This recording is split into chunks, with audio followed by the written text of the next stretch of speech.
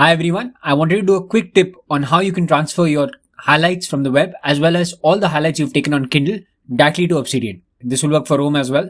So let's get started. Alright, so the first thing you need to do is you need to download this Chrome highlighter plugin for Chrome. I will give the link in the description box below. This will take care of everything. I have already put mine as you can see here.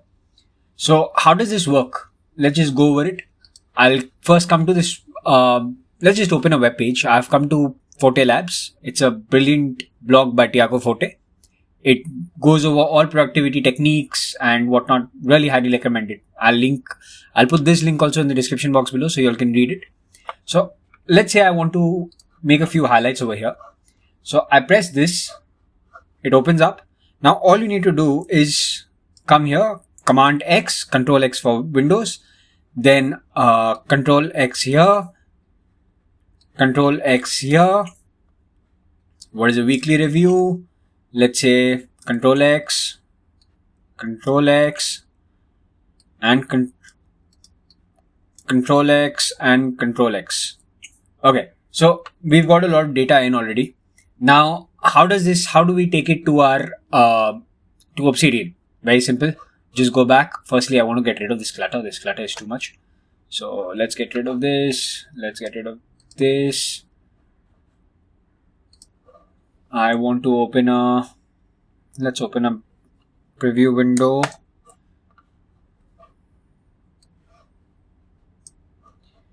Let's get rid of backlinks. Okay. Yeah. So now that everything is working, one more change I need to make. Same folder as the file is in. Perfect. Now, this will store. So this is something interesting, right? So maybe I'll store it in resources. So we'll create a new folder. We'll call it interesting web articles. Actually, we would save all this in inbox. I don't know why I'm doing this, but okay, let's go with it. So interesting web articles, and under interesting web articles, we'll have a new file. And in this new file, we'll say weekly review by Tiago Forte. Okay. Oops. Now let's just paste everything that we had got from there. You can see in 1 second, everything is pasted. Your link is also put exactly like how you want it to be put. So Obsidian highlights is something which it creates itself. Now if I click here, any highlight that I keep getting, right? Like right now we're using the example vault, but if it was my vault and I clicked on this, it would show you exactly how it would look.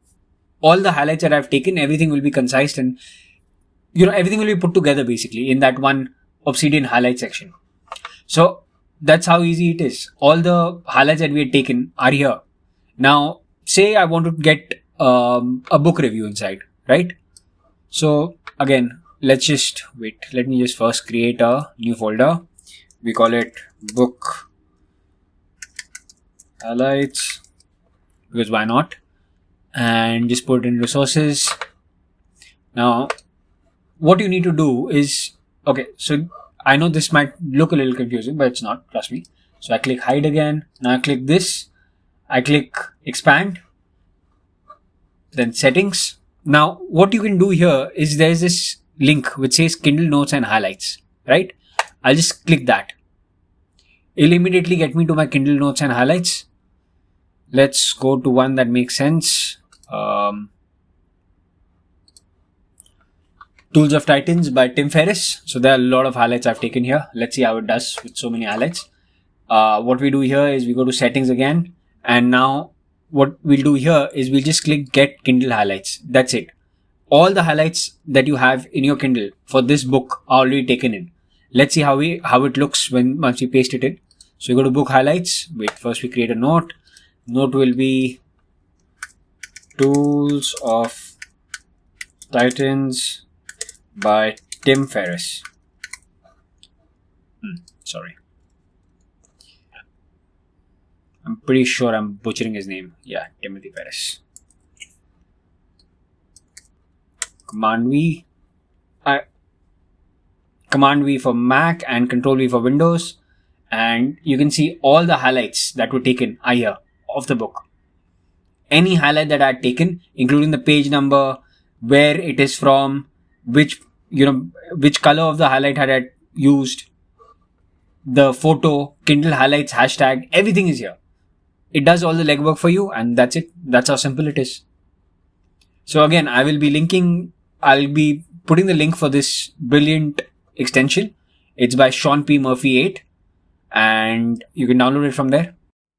One very important point that I forgot to add was you need to change the setting. So once you open it, I have already done it. So reset default settings, you have two options, Roam Research or Obsidian. Since I'm putting it in Obsidian, I'm going to select Obsidian and then I'm going to click save. And that's all you need to do. And it'll work perfectly for that.